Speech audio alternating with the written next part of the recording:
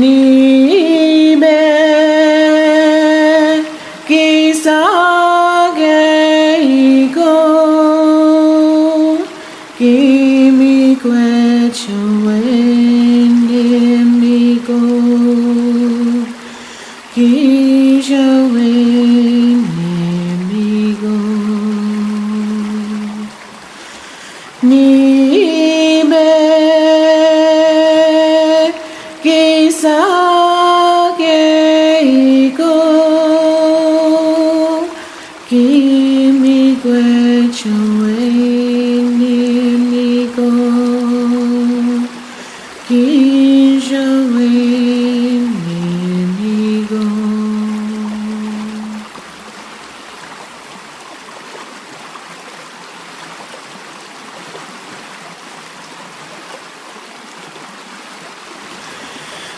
ni me kisage go kimi kwechowe ni go kishawe ni go ni me kisage go kimi kwechowe ni go kishawe ni go ni me kisage go kimi kwechowe ni go kishawe ni go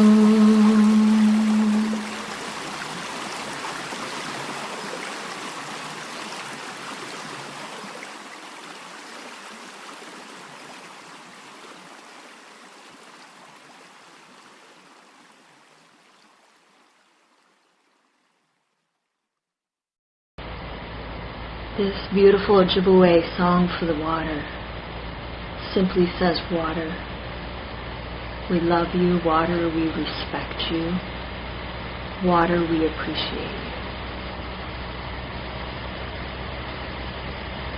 Taking a moment, just close your eyes.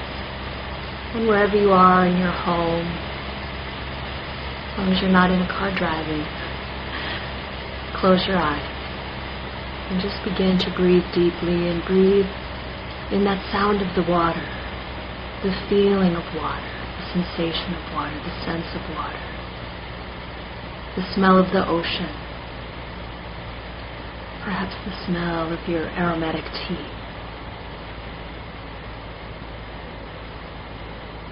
And breathe deeply. Breathe into this water being that you are. Being more water than anything else. Know that you are one with the water.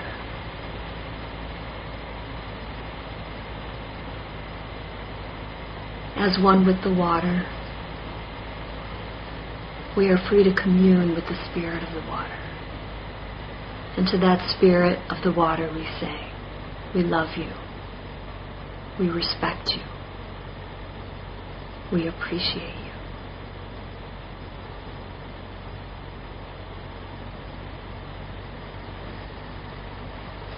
Using your imagination now, it is just on the edge of evening. You've been surrounded by the push and bustle of people all day, and finally, just now, you have returned home. Stopping to listen, you hear the late afternoon breeze and the tall pine trees outside. You sit quietly on the back porch, peel and eat a tangerine, then walk a short while in your garden. Back inside, your clothing comes off easily, and you put on a lightweight jukata. Walking to the bathhouse, through the corridor overlooking the garden, you reach down to check the water temperature in the bath. Then look up to see out the window and through the trees that the sun is just setting down between the distant hills. You hang the yukata on a hook and sit on a wooden stool in the washing area. You are now at the right height to look directly out into the trees. With the wooden bucket, you scoop water from the tub and pour it over yourself, rinsing off all the noise and bother of the day. You do this twice more, making sure that when you step into the bath, you will not carry with you any dirt or refuse. You lower yourself into the bath as the last sliver of sun drops below the hills. Then stay there 10, maybe 15 minutes, watching the colors change, grow in intensity, then settle back into a warm softness. Stepping again into the washing area, you scrub your body, starting with your hair, your ears, your neck, working your way down to your very toes. After rinsing carefully, once again, you sit back into the bath. It is growing dark now, and suddenly seems quieter. Just barely you can hear the sound of the breeze.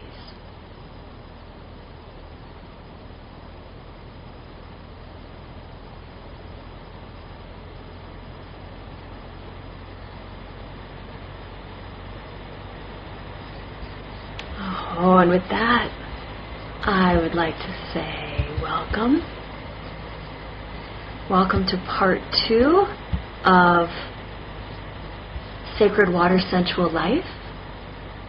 I would love if you would bring your videos up so that I can see these beautiful people who are with me tonight. Hi, welcome.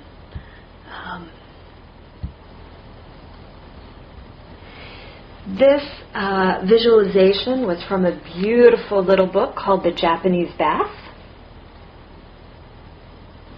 And it is a beautiful book of pictures, but also a description of the ritual of bathing in Japan and the various elements, not only the bath itself, but what one wears, what one doesn't wear, the corridor that brings you to the bath, the gardens that surround the bath, and the sheer pleasure of the bath, but also that opportunity, as we spoke about last week, to truly deepen in to our communication with water and our communion with water and the life-giving energy that water is both within us and outside of ourselves.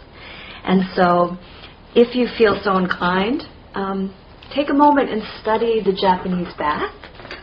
It's a beautiful ritual, it's a beautiful ceremony, but it is also part of the practical life. Each day a bath is had, once, maybe more. There are also public bathhouses to which families and communities and neighbors gather and commune not only with the water but with one another.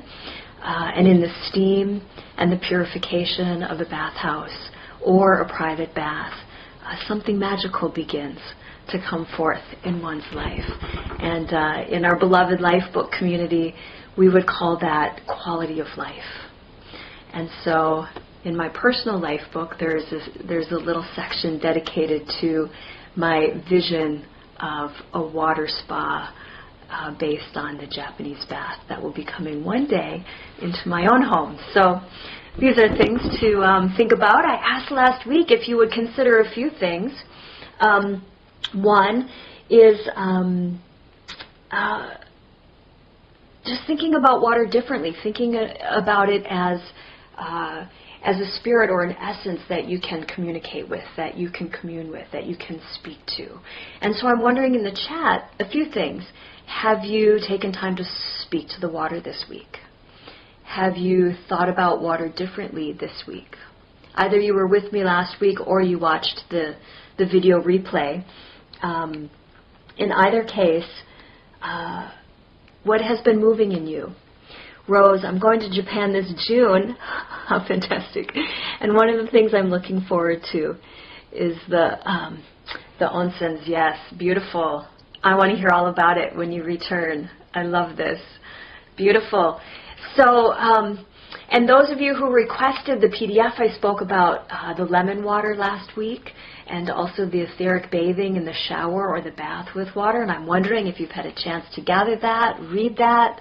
Yvonne says she's been much more aware. Beautiful. As I said last week, our awareness of water will allow us to take a quantum leap in our health and fitness journey, but also in our sacred life category, also in our relationship life category, and absolutely, as I just spoke about, in our quality of life category. And when those categories, our health and fitness, our relationship, and our spiritual life, are in good alignment, we find that all of the other categories come into play quite naturally, quite easily. And because we are primarily water, because the earth around us is primarily water, and because our creative life force flows through a water channel, and I'll explain more about that later this evening, our creativity is based in water. So our work, our artistic expression, our parenting, our finances, which is a creative endeavor ultimately. It's our expression of art form through the energy of money. All of these things are thoroughly dependent not only on water, but the quality of water. Just like we are dependent on the quality of water that we drink. If it's poisoned or laden with chemicals or PFAS or plastics, we will be doing damage to our body. If our internal waters within our body are somehow in need of detox, are carrying toxins of any kind, be they alcohol or caffeine or sugar or medications, or could go on and on. Now, any of these things that you need for your life, please, I'm not a doctor, refer to your medical professional. However, that which we put in our body is what our water carries within our body, and it's that water through which we create and manifest in the world around us. Our thought, I spoke about last week, our brain is surrounded by and floating in water, and water is flowing through the brain. Likewise, as women, our wombs are full of water. We bleed once a month. We release that blood, that lining of the uterus with water because of water, and we birth our children. They're kept safe within a sack of water, and it's that water that releases first before that life comes forth. So it's interesting to think about how creativity within us is held by the quality of our internal waters. So a little more, let's see. Rose says, I've been noticing more our water fountain in the garden and realized I've been taking for granted the beautiful sounds it emanates all day. I'm focusing on it more now, and it feels so peaceful. Indeed, thank you. Last week I used that word several times. Taking water for granted. And when we take something for granted, it's very challenging to be grateful for it.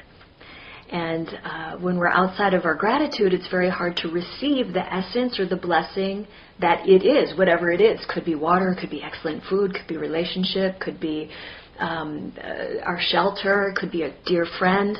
Whatever it might be, if we take that essence for granted, we're no longer grateful. And when we're not grateful, we've shut off the flow, the exchange of receptivity. So in hearing the water, not taking it for granted, not only are you more grateful, but it brings peace. It brings a particular quality of life.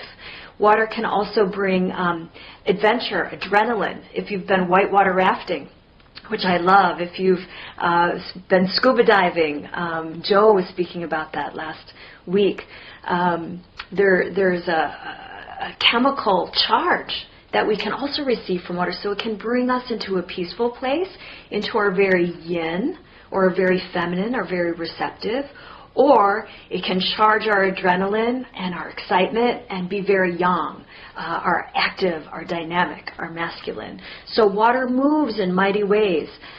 Too much water brings a flood, can be absolutely destructive. Not enough water, however, can bring dehydration and death. So water in good balance, and this is why the awareness of water is really critical to health, to spirituality, and to relationship. So as a bit of a recap from last week, I also asked you to look back over the course of your life, and were there any moments that were truly transformational for you? I would call them in the Moon Lodge a rite of passage moment for you. A marriage, a graduation, a death, a birth, an achievement, an award, an experience that brought new awareness, perhaps through travel.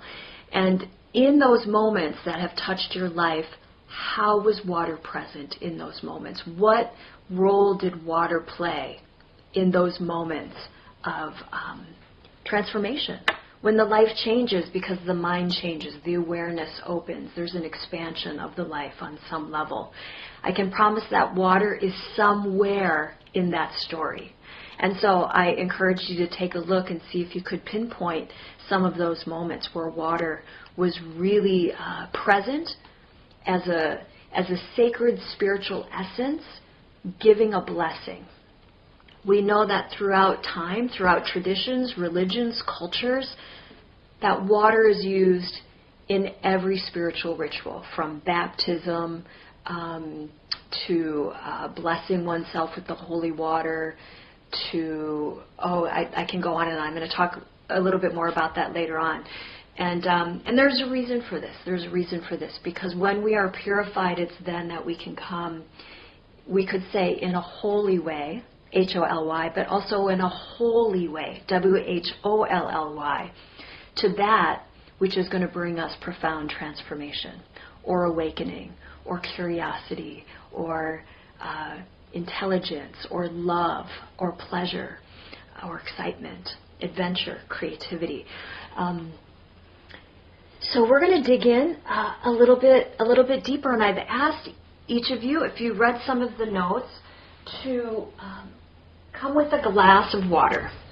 So if you don't have a glass of water with you, take a moment right now and go ahead and get it, and I will pause and wait for you to come back.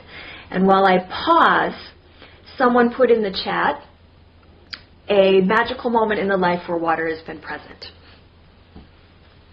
Do you have one of those moments, or can you just right now close your eyes and think back to a moment that's significant for you, and how was water present? Share something with me there in the chat.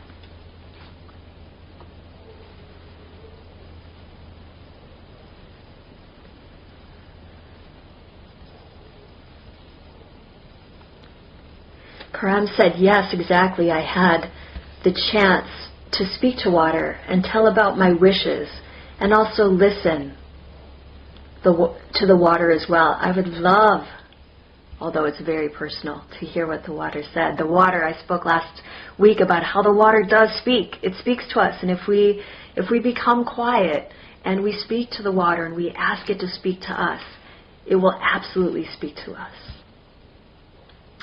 Michelle said, giving blessings to the water that I drink, putting my hands on it and sending loving energy, and then use it as a sacred water. Beautiful. So we're going to do some of that work tonight. We're going to dive into that more deeply, Michelle.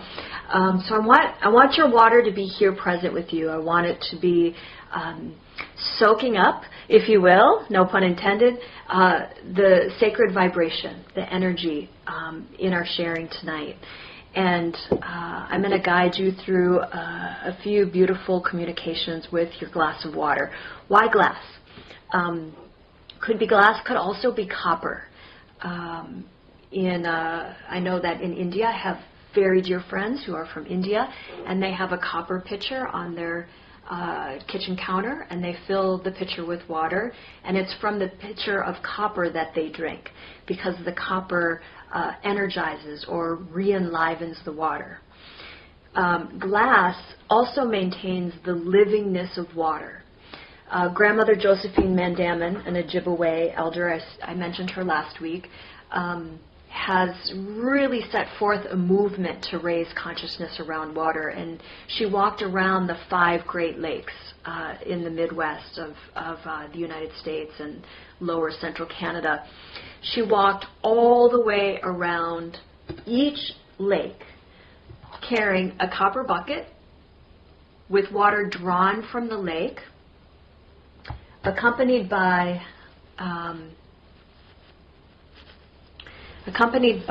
the eagle staff.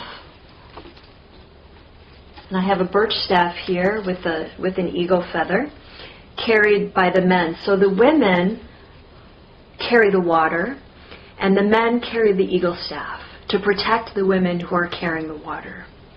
And we know ourselves as women to be water carriers. Our womb fills with water each month, but certainly when we're pregnant.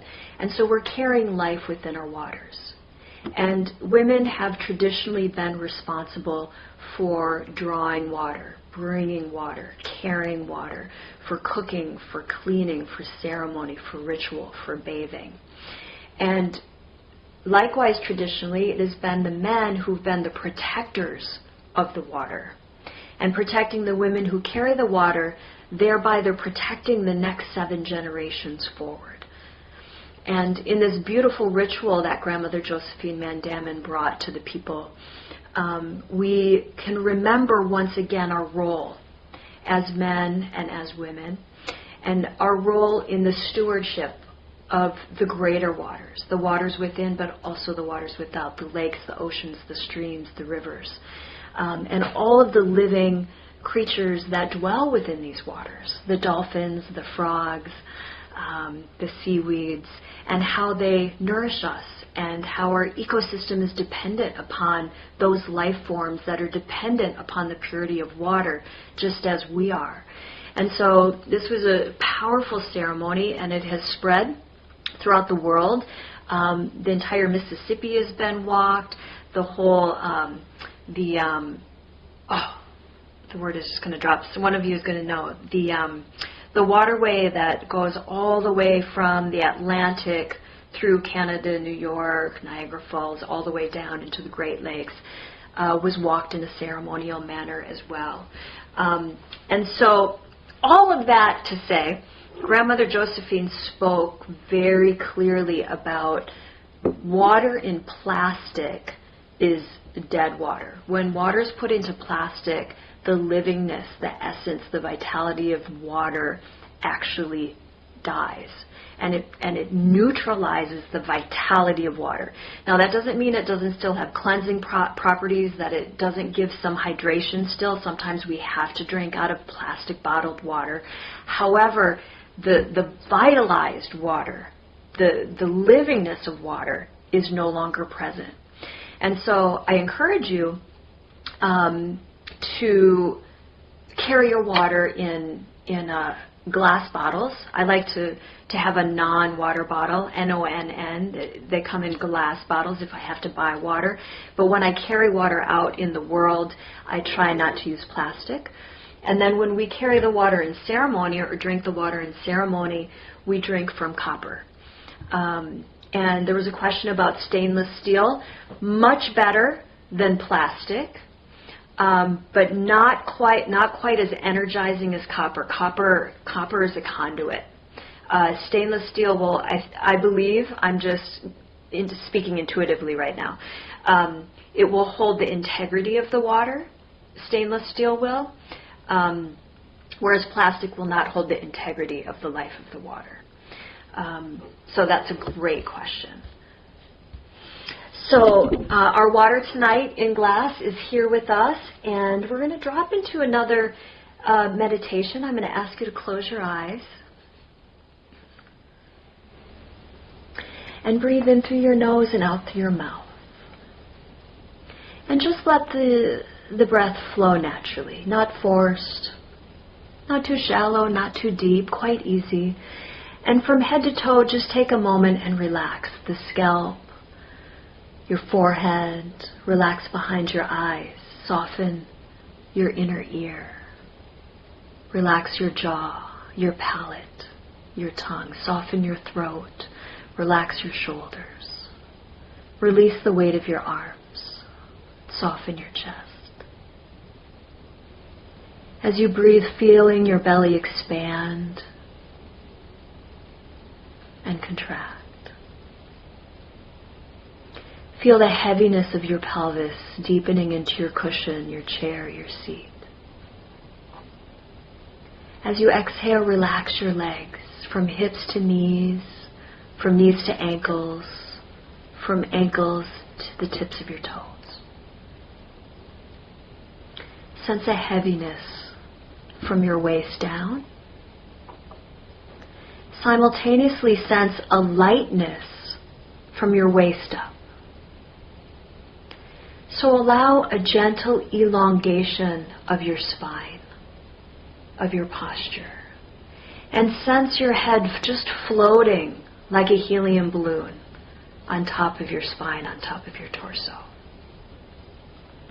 And then become conscious of the moisture behind your eyelids and your eyes.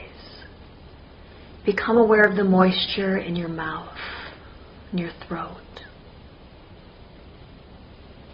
Become aware of the moisture throughout your entire body, the softness of your skin, and the pulse of your circulation.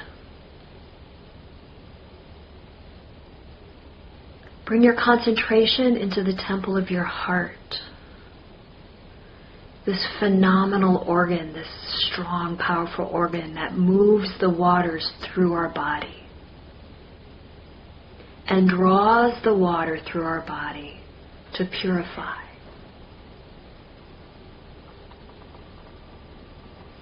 And then taking a moment and just simply giving thanks to the heart, to your blood.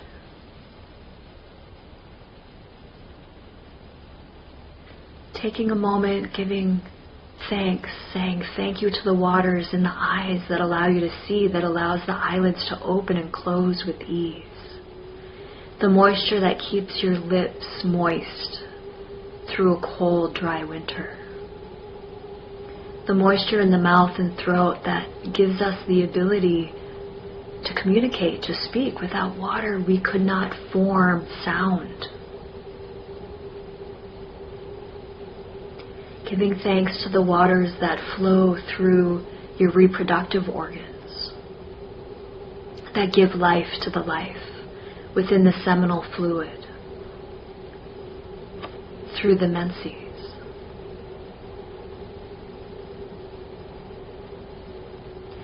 And then bring your attention to your spine. There is a water, there is a synovial fluid that moves up and down through the spine. And bring your attention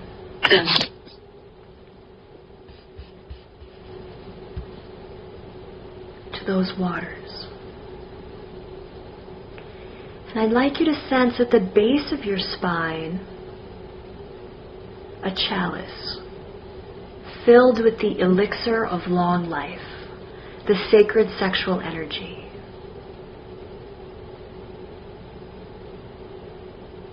And as you breathe, just sense, just imagine this water warming, becoming hotter, boiling, so that it begins to offlet steam.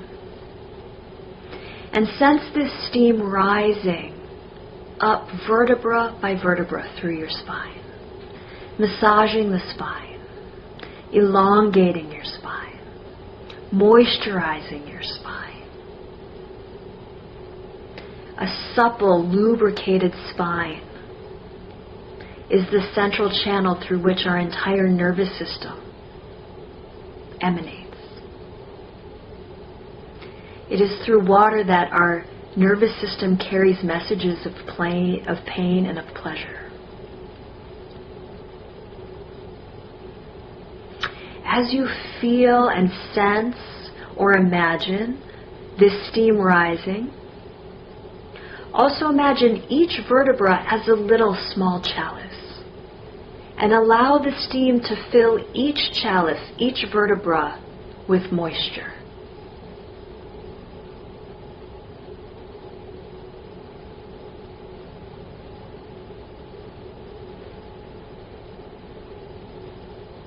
And allow the steam to raise, filling each chalice until you get into the chalice of the mind. And allow the mind for a moment to become a watery wonderland. And allow the mind to take you to the place of water that feels most inspiring, most creative, most peaceful, most energizing, most vitalizing for you.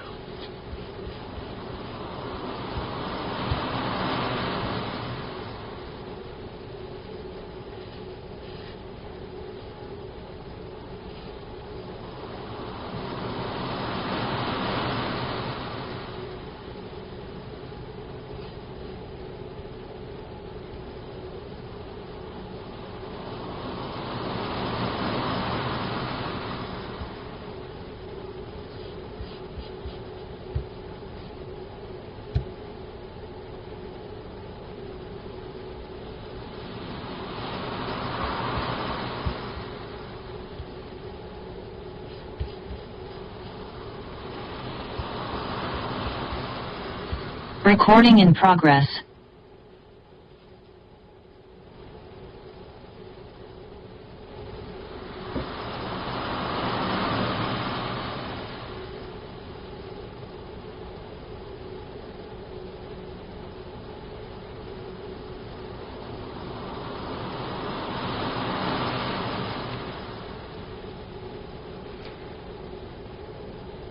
And notice the quality of the environment around you.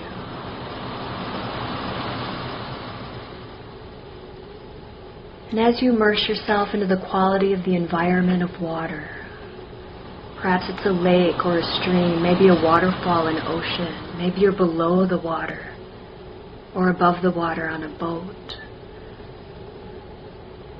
Wherever you are, begin to talk to the water.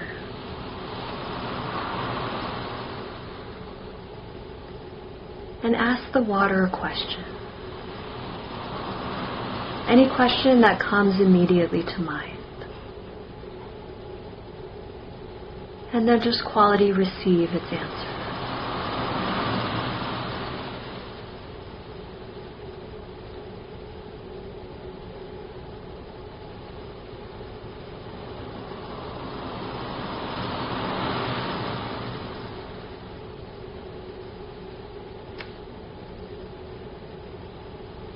And just make a gentle mental note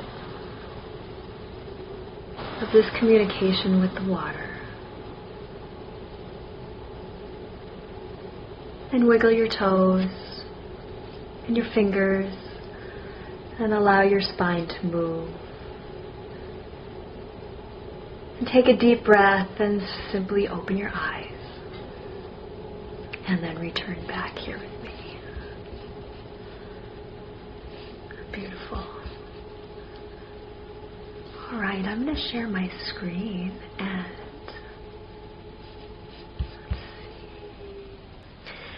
so that beautiful water song was a water song that was brought to us by Grandmother Josephine Mandamin, and it's here on my website. I want to show you two things. Well, I want to read this first. This is the Ancient Mother Moon Lodge. Each month we gather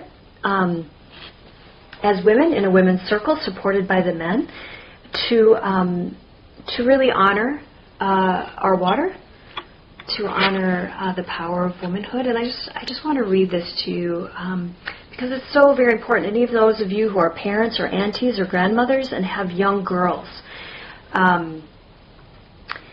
the relationship with a girl's menstrual cycle, with her moon time, as we call it, is essential to her health. And in my American culture, some of you are not from the States, I'm not sure how it is in your culture, but in our culture it has come to such an extreme crisis, an extreme degree that young girls are put on birth control in order to control their menstrual flow so that they can play in sports or in other ways regulate this very natural cycle. And what is just beginning to come out in scientific research is in menopause, the women who are now coming into their years of fertility and menopause are experiencing extreme hormonal imbalances. And I just want to make sure that you can see. Can you see my screen? It should say Moon Lodge Teachings to Ponder. It still says that it's paused on my end. Someone give me a yes if you can see what's up on my screen. No, it's black. Okay, thank you. I'm glad I asked. Let me just stop it, and then I'm going to try again.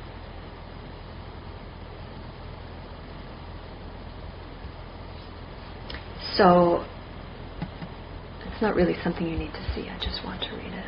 Let me see if it'll come up, though. Yes. Okay, now it will come up. Okay, beautiful. So I was just scrolling here. Here was the water song. So if you'd like to hear that water song again, or you'd like to learn that water song, I'll put this link up in the chat later. But here's the water song at the top of the page. And then I'm just going to scroll down here so I can read this teaching. So the natural flow of water in a woman's body is particularly represented by our moon time or our menstrual cycle. And when a young girl begins her menses, it's a potent moment for her to experience a rite of passage, a sacred rite of passage, because she's moving now into the time when she can create life. She can become pregnant and birth life. And this is a tremendous responsibility. And we talk in the Moon Lodge about the responsibility of our sexuality as women, because we are the water carriers. And so this time of our menstruation, this moon time is also significant because it is the time that the veil thins. The veil meaning that which allows us to communicate with our intuition, with the spirit of the water, with the spirit of God, you may call it, the elementals, the essence of life itself, by whatever name you would personally give to it. As women, when we menstruate each month, that veil thins and we become highly intuitive and also highly creative. And in my tradition, it's that during this time, the women would retreat into a moon lodge and they would craft and they would vision, they would pray, they would sing. They would teach the younger women about the responsibilities of womanhood. The younger ones would listen to the grandmothers and their wisdom of the years. And so this is a potent and precious time that's been lost, at least in the current modern American culture. And my vision quest of 2001, I was given the direction to bring those teachings back. And the water teachings had been with me already, and these women's teachings had been with me. But as soon as I reawakened the Moon Lodge, my experiences with water and the elders speaking about water and the water walk and the many experiences that I can share with you just started coming in as a rush. So let me just read this. A woman's essence is magnetic. This is powerfully true during the beautiful years of menstruation or moon time. It is said that at this time, a woman is very intuitive and receptive to receive vision and answers, as the veil between this third dimension and the higher dimensions is very fine. It is good to understand that during moon time, a woman's energy reverses and moves in a downward spiral as she becomes a conduit for the flow of energy from the grandmother moon into the mother earth. And we know how true and powerful and vital that is because we know how the oceans are affected by a full moon, by the waxing and the waning of a moon. My son was born nearly a week early because the full moon came and my waters released and he came out on a full moon. The moon just pulled him right out of my body. It was really beautiful and powerful. So we know that as women, we have this connection with the moon and with the waters. And when we honor that and recognize that during our moon time, and we can, if any of you are in menopause, any of you here tonight or watching this replay, there are ways to work with that energy, even if you are no longer menstruating. So I'll continue. A woman's physical body is a beautiful representation of this flow of energy as her blood flows downward from the uterus toward the earth. She becomes extremely powerful during this time of her mooning as her body, mind, and spirit are in a natural state of purification. And we've talked a tremendous amount in the last few weeks about water and purification. So this is another way that water purifies us as women and men. I'm going to get to you in a moment. So just hold tight, but this is really important information for men, especially this change in the energetic spiral. When we menstruate and that energy of the moon comes down and through us, we ground the energy or the power that is around us. And sometimes men and women in relationship feel a friction. It might be called she's moody, or she's on the this or the that, or she has her period or PMS. But because our energy has reversed its spiral, but the male masculine energy has kept its upward spiral, there's a natural friction, which is why women and men separated during a woman's moon time, during her menstrual cycle, because that friction isn't compatible. And so women would separate from their men during those days of menstruation. And imagine, women, first of all, if you could have 4 or so, give or take, days every single month during your menstruating years when you got to retreat and not cook or clean or work or care for the children. You could just rest your body, because when we menstruate, our body is begging us to be still, to just rest. It's going through this powerful purification. It's taking a tremendous amount of energy to do the work that it's doing.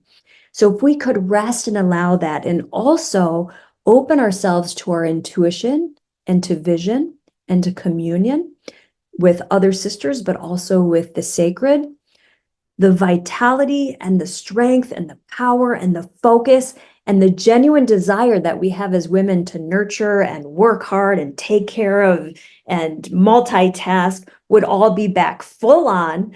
And the other 21, 28 or so days of the month, we would feel full on and so grateful for the opportunity to serve our beloved or our family, our body, our work, our world. So consider in the ways of the traditional cultures to take time to retreat during your menstrual cycle. And if you're in menopause, still recognize that there's still a waxing and a waning of the moon. There's still a waxing and waning of your energy. There's still a rhythm to each month. And if you can really dedicate a few days each month to this kind of rest, but also this connection with your intuition through water, with the support of water, you will find that the rest of your month, the rest of the life will be vitalized with creativity. Yeah. So let's see. Where did I leave off? It's a traditional practice when a woman is on her moon time to retire into a moon lodge. This time has traditionally been used to vision, craft, and enjoy the company of other women. As a woman moves through menopause and enters her second spring, as it's called in Chinese medicine, I love that, she rises within our moon lodge as grandmother, elder, wisdom keeper. As an honored wise woman of the circle, she is looked to for guidance, comfort, and teachings. And so, gentlemen, are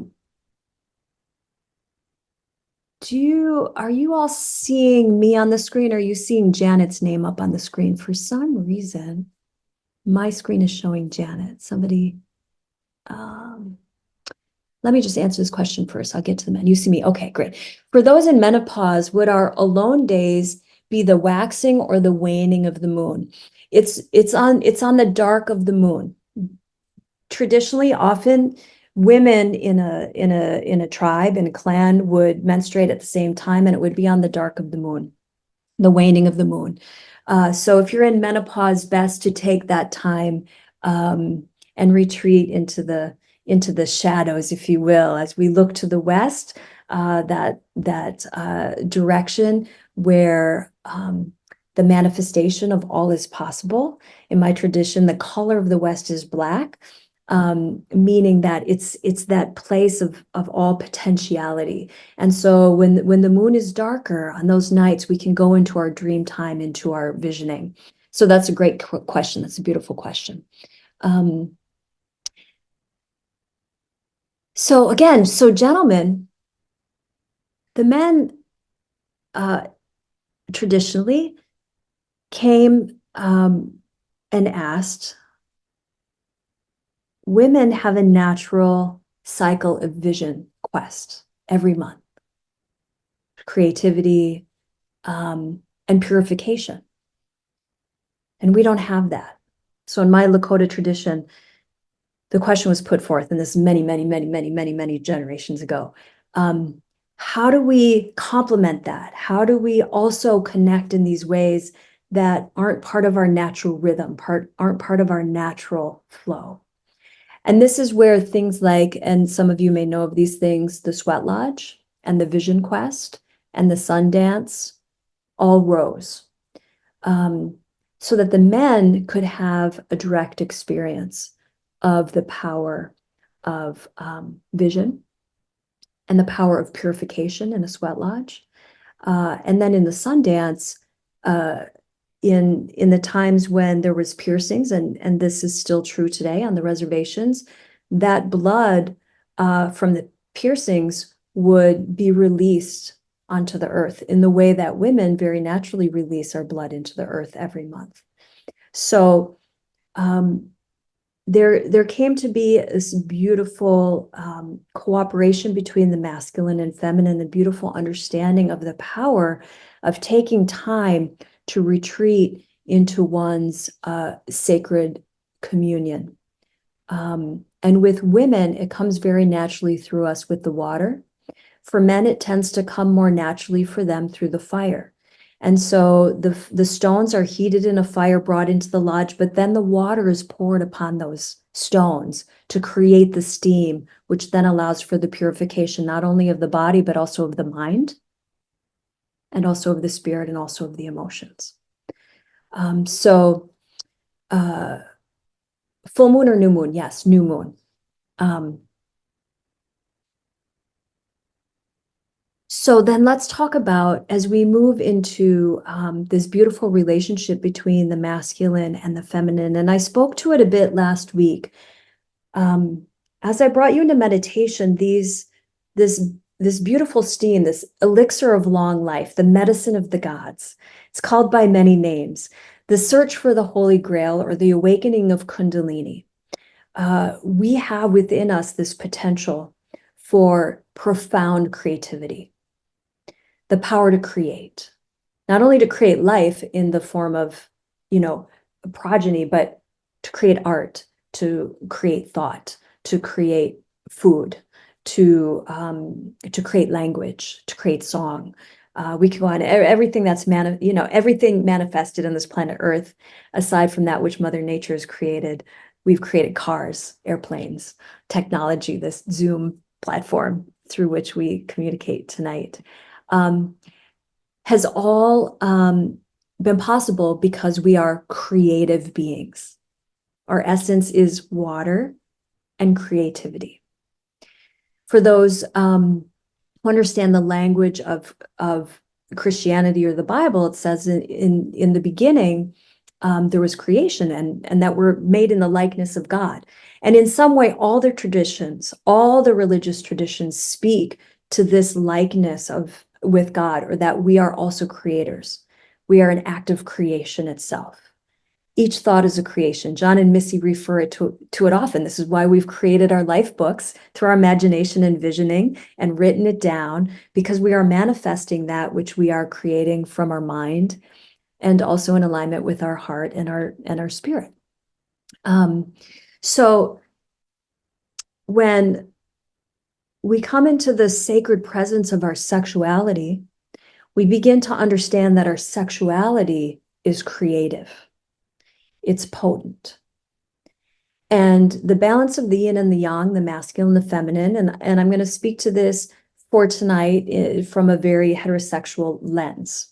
not to exclude our brothers and sisters of other persuasion, but just to bring forward very clearly the understanding of yin and yang and the sexual waters in this particular, through this particular lens. So many of the ancient traditions talk about the potency of our sexual waters and our sexual life force and what to do with that sexual life force. Certainly we create children, we create pleasure, but there's something more that we can do with those waters. And we know that they are in fact waters, this sexual energy. It's electricity and water through which our sexuality flows. And one of the big concepts, words that is out there in the world is the concept of the orgasm, or the release of the water through orgasm, the release of the seminal fluid. And in ancient traditions, there's a practice of transmuting that sexual water, meaning not having an orgasm, but getting to that moment, that place of divine ecstasy just on the edge of orgasm. There's a slowing down. There's a cooling of the fires, if you will, and then a breathing and an intention to reabsorb that sexual energy back into the body, to reabsorb those waters through the seminal fluid and through the lubricating fluids of the female body, to reabsorb them back into our own bodies rather than releasing them. Why? Because that water carries the power to create life.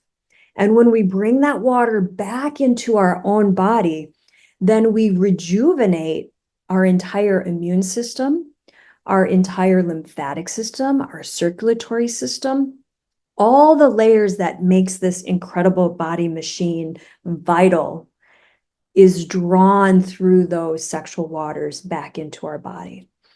And it's a practice that I can't go into depth tonight because we just simply don't have enough time.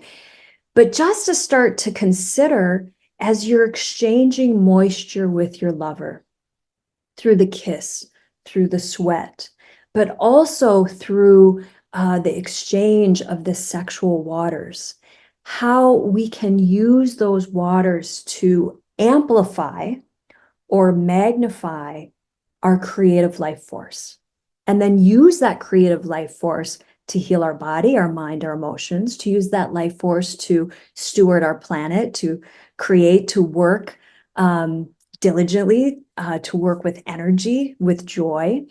And this is something I definitely recommend receiving more guidance on if you're going to try. When couples try and either fail or try without guidance, there can be some resentment built up or frustration built up, because most people, not all, but most people are quite used and quite fond of that beautiful ecstasy of the orgasmic experience. So not to take that away, but just to also understand there's a whole other way in which to work with our sexual energy that uses those waters to revitalize our health and our fitness.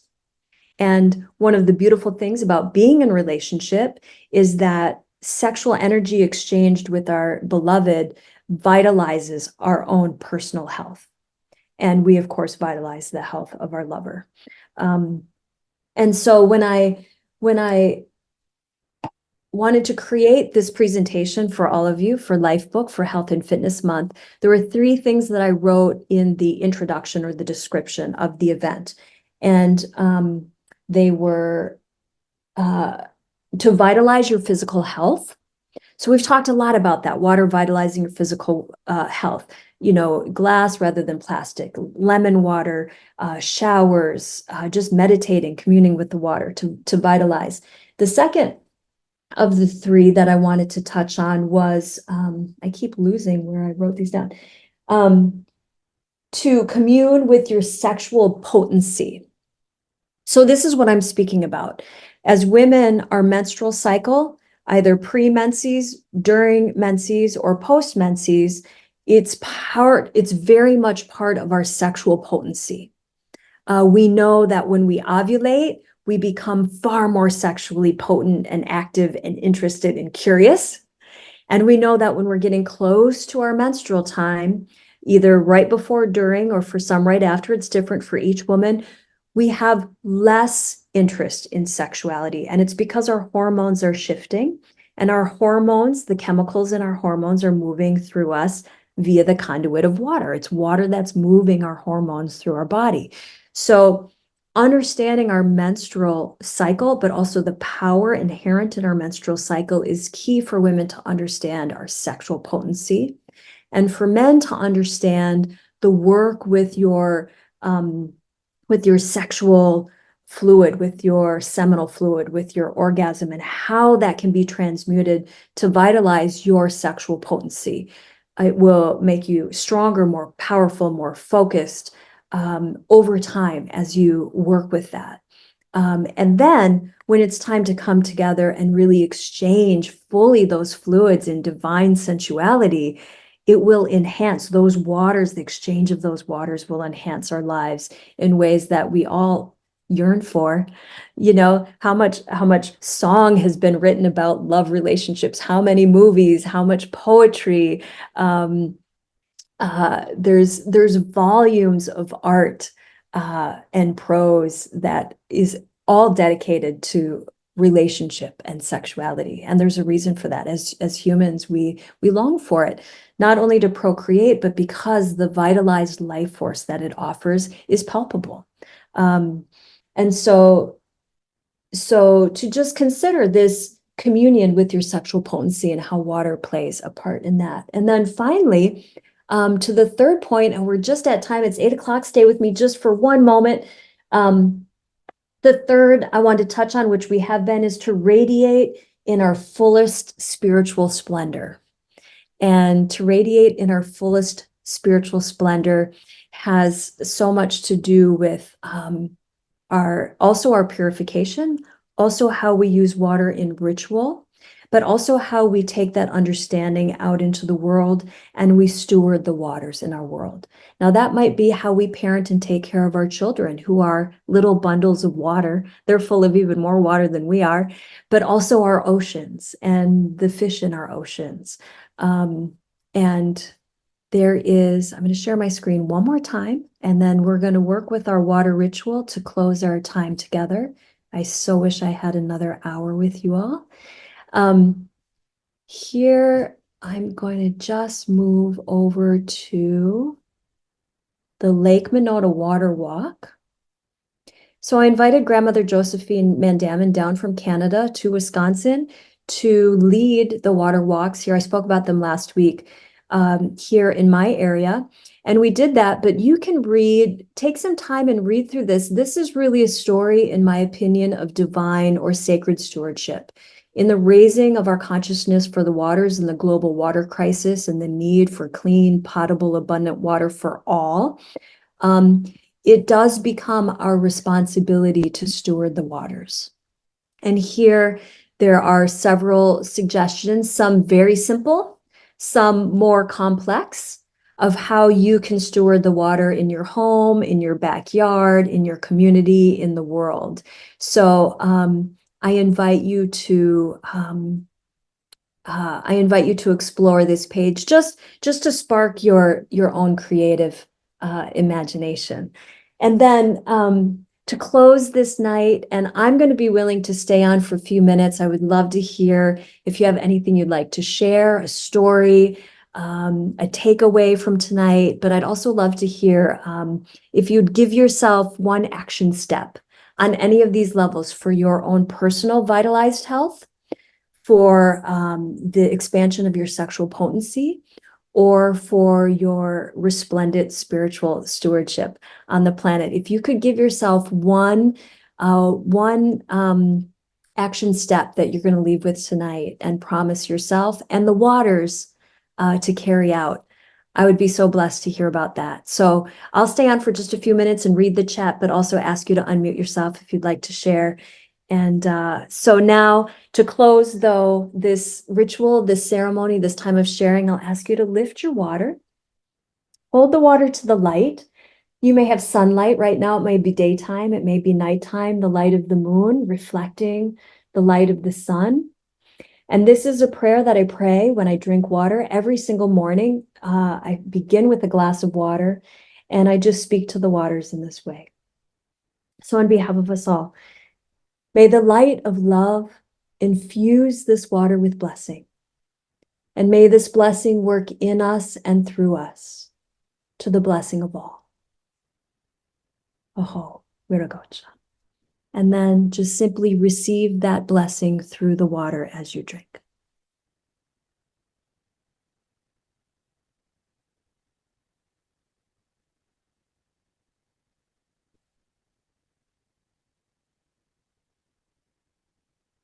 And as you receive that, just notice if for you, if it has a different quality. And start to speak to your water and receive the essence of the living life force, the creativity that water has to offer for you, and may it vitalize your health and your life in beautiful ways. Thank you for coming. And I'm going to ask you to stay if you would like for a moment. I'm going to turn off my screen share and just thank you so much for letting me share what I'm so passionate about, this beautiful journey with the water. Oh. And let me read just a few comments and feel free, let me find this ability to let you all unmute. I need to go to participants, I think. Let's see.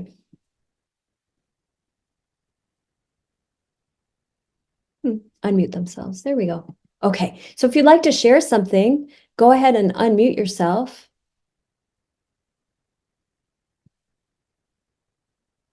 And then I will read a few things in the chat while we do that. For those of us who are not able to see the chat, who are coming online post event, let me go back a little bit.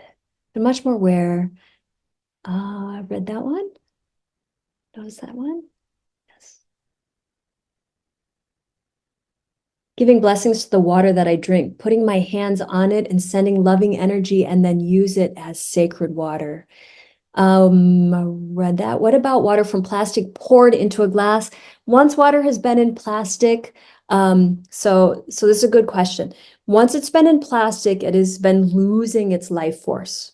But once you put it into glass or copper, much in the way that we did just now, you can revitalize the water. You can revitalize the water. So if water has come to you in plastic, transfer it into glass or copper, and then begin to revitalize it. Last week, I spoke about the book, Hidden Messages in Water. Speak love and gratitude to your water, or write the words love and gratitude on your water pitcher, your glass water pitcher, and it will begin to bring that water back to life. For those in menopause, would our alone days be, oh yeah, okay, I got to that. Okay, let me drop down. New moon, yes. You're welcome for the beautiful blessings. My pleasure. My action step is to speak to the water more often. Aho. Thank you for these sessions, Diana. They've been beautiful. Thank you for coming, Rose. So good to have you here. Karim, thank you very much for today. We are all blessed, and me as well. And the water's blessed, most importantly. Yes, so beautiful. Thank you, thank you, thank you. Thank you all. On behalf of the water, I love you. I appreciate you. I respect each of you for taking the time to be here with me tonight. Stay in touch. Let me put just a few links up in the chat for those of you who would like. I will put the link also that I put up last week. If you would like a copy of the PDF, I was going to read a little more from that tonight and did not get to that. And then the other link I will put up is the Water Walk link.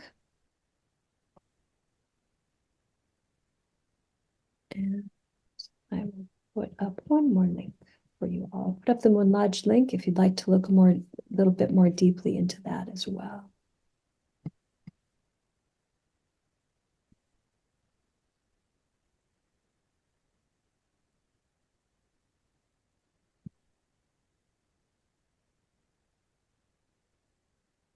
There we go. I'll give you all a moment. Michelle says, related to what you just said, Lynn, McTarget, this may be her name, the journalist, partnered with various scientists and researchers in experiments showing how our good intentions for the water can make it statistically more healthy and pure. Yes. Do you want to speak to that a little bit more, Michelle? There is so much research happening now, so much research confirming all this that the mystics and the medicine men and women have known for so long, for so many generations. But of course, we need the science. My business is called Four Pillars for Health. And it's the four pillars of science, mystery, philosophy, and art. And when there's a fusion of those four pillars, humanity will take its next evolutionary step. As long as we continue to compartmentalize, say, science and mystery, or religion or spirituality or mysticism, as a species, as a humanity, we won't be able to take our next big quantum leap. But that also includes art, which we know the power of art, but also the thought of philosophy, which is something that John and Missy have certainly brought to all of us as life bookers, this philosophy of a lifestyle called Life Book. So when science, mystery, art, and philosophy are working as an integrated whole, so much more consciousness is going to awaken, because scientists and mystics and philosophers will all be able to sit in the same room and have a conversation and have respect for the opinion and for the knowing of the other. A scientist may or may not, depending on the scientist, may or may not respect or receive the knowingness of a mystic because it hasn't been scientifically proven. However, it has been proven through many, many generations of that tradition being passed down. And we know that, for instance, through acupuncture, which now in the West is becoming a standard medical procedure, but it wasn't long ago that it was kind of poo-pooed as an alternative, woo-woo, not legitimate medical art form. But the science is there. It's just that now Western science is beginning to reveal the mystery behind it in a way that can be statistically researched and proven. Michelle, did you want to say any more? I don't think I know her, Lynn McTaggart. Lynn McTaggart. Yeah, Lynn McTaggart. She has a book called The Intention Experiment and various other books that I would highly recommend. And she documents a lot of the research. So it's incredibly interesting. And she used to conduct a lot of experiments, but I don't think she's been doing that so much lately. And yeah, I 100% agree with all you're saying. The science and the ancient practices and everything else coming together. And I'll just add one other thing. It's not so much water related, but it was one that really surprised me. Another person I studied with, he is at one point, he was an award-winning astrophysicist. And then he was very much, the science side. But he also went on later to do some things related to remote viewing, which even though the government was doing it, it's kind of basically psychic stuff. That's considered, bad science. But interestingly, when I also studied with him, one of the first things I'm a longtime yogi, and one of the first things he kept mentioning in all of the science, because he was involved in much, much scientific research, and he would constantly bring up the Yoga Sutras, which if you read the Yoga Sutras, you'll know they're really talking about science. So it's a full circle. In yoga, we call it the sat, or the truth. If we understood the truth, it is, in science, they call it the big toe, the theory of everything. It's that giant big toe that would unite it all. So and also what a beautiful practice and offering. Thank you. You're amazing. Thank you. Oh, Michelle, beautiful. Yes, absolutely. All my upcoming books, just to continue on that thought, my upcoming books really essentially are about the synthesis or the essence of all the spiritual traditions, which are also, to your point, scientific traditions, and how the messiahs or saviors or prophets or Buddhas of all time have all been speaking or giving or representing the same truth, the same essence, colored, of course, by time and culture and place on the planet and language and beautifully adorned by the way that the people of that time or that place could receive that truth. So there's been some really beautiful work done on really being able to come into the essence of all of these religions and pinpoint that there are three steps, if you will, or three keys in the revolution of the consciousness, or in the self-realization or enlightenment or awakening. And if you notice, I weaved it in tonight, and I can uncloak it for you since we're just staying and hanging out a little bit longer. Those three steps have to do with how we handle our own self and our own ego, spirit, psyche, presence, our own thoughts, deeds, actions in the world. So that's the first step, to master the self, if you will. The second step is the mastery of the intimate relationship and the use of that sacred sexual power to amplify the aura of love. We see around all the saints, in many cultures, this halo or an aura or a resplendent light. What is that? That's their creative life force. That's in Qigong, we call it the universal life force, that is radiating with beauty, and committed lovers who understand the practices of Kundalini yoga, white tantra. Like, again, we can go back to these ancient cultures and find the truth or the practice, the science of the practices there. But why did they practice white tantra? Because it vitalized the life force.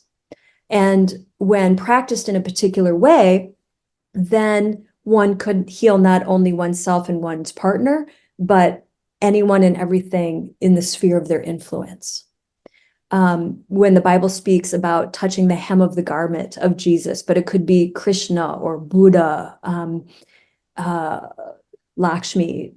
When we come into that sphere of influence, one who is enlightened, who has illuminated their sphere of influence, just in their presence, we're healed.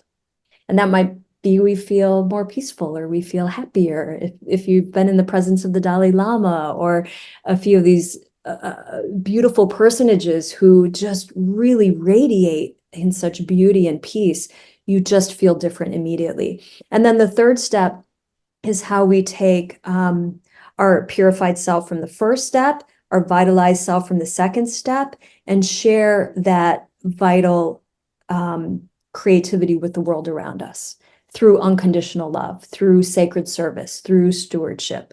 All traditions talk about service in one way or another, serving your fellow human beings or the earth, stewarding the earth, the planet in some way. And so it's very, very simple, these three steps. It's also very logical. It's also very practical. It's also, in my opinion, embedded within the whole life book framework, because we're working on the self, health and fitness, our character, our emotional life, our intellectual life.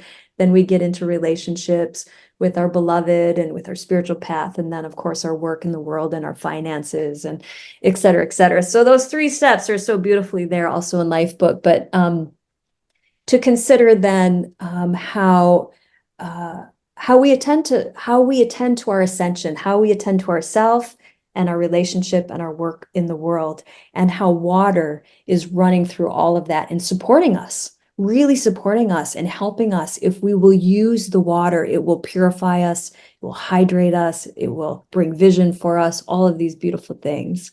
Yes, Michelle says the same truth. Yes, part of my life book vision is that one day I want to be at that level of such high vibration that the love and healing is tangible. That is my hope, laughing out loud, for one day. For right now, Michelle, it just is. We'll say it is that it is true. Rose Cox. Love that, Michelle. Absolutely. It's exactly like that in my life book as well. I could read the section that talks about my vibration vibrating at such a high frequency that those who come, like I said, within the sphere of my influence are blessed in some way, I don't know how to be a better human being on this planet than that. Just to take such impeccable care of my body, first and foremost, because it is the conduit through which everything else flows, through which my thoughts flow and my words flow and my dreams and visions and work and everything flows. So I have to take impeccable care of my body, but then also of my emotions and also of my mind. And if I take full responsibility for that, just that alone will have some good effect on healing this planet. My elders talk about, there's so much time spent on activism for the planet, healing the planet, healing the planet, healing the planet. And not all, but many of those activists have not healed themselves. They're not taking impeccable care of their earth. And because we know that we are the earth and the earth is us, if I am not impeccably taken care of, then the earth, as much as I do for the earth, is not going to be stewarded well because I am the earth. So I'm getting all excited. I'm getting all passionate. It's part of my life. So essential, this health and fitness month. I'll try to keep grounding this back because wow, I'll go off, I'll spin off, but trying to reground it. Health and Fitness Month on Lifebook. How we take care of our health and fitness is absolutely essential to how we take care of the earth. And how we take care of the earth is an extension of how we take care of our beloved and our children and our work in the world and our trees and the water, of course, and on and on and on, all of it. So, yes, thank you for affirming my goal. You're welcome, Michelle. We should exchange Lifebook notes. I'd love to read how you've worded yours. Everything you say, I so agree. We have to heal ourselves first. We are the earth, indeed. Yeah. Me too. Beautiful. It's no accident that you all are here with me tonight and I'm here with you. And I hope to see you all again soon. Please be in touch with me. I think we can connect through Lifebook on that platform and message and talk. And you can definitely reach out to me if you have more questions or thoughts or anything you want to learn more about. I'm happy to come back on in categories and months to come and share more in the relationship and sexuality month as we come to that, or the spirituality month, all of those things. I would love to come on and share some more with you. So if there's anything that you're interested in learning by extension of what I've shared already with the water, but any of the other parts of my work, I'd be happy to share more. So if you want some of that, let me know. But please be in touch because I want to know your story and hear your wisdom and learn about your truth and your vision. Please share all that with me as well. So anyone have any last thing that they would like to share before we close for the night? All right, as I did last week, I will close with just a blessing of the water. Father, Mother, God, Great Spirit, we've come in a good way tonight. We've come to understand more deeply our connection with and through water. We've come to bless the water and honor the water by recognizing its import, its impact, its essence in our life. May the waters be blessed and abundant and pure for all our brothers and sisters, for all the trees, for all the birds, for all the four-leggeds, the two-leggeds, the creeper crawlers. May the waters, our oceans, our rivers, our lakes, our waterfalls be pure and beautiful and resplendent, that the quality of life for all raises moment by moment in a good way, in a beautiful way. In beauty we have come, so that beauty we can walk. Aho. Ashe, namaste, Miragocha. Thank you everyone for coming, and I'll see you next time, whenever that might be. I love you. Peace be with you.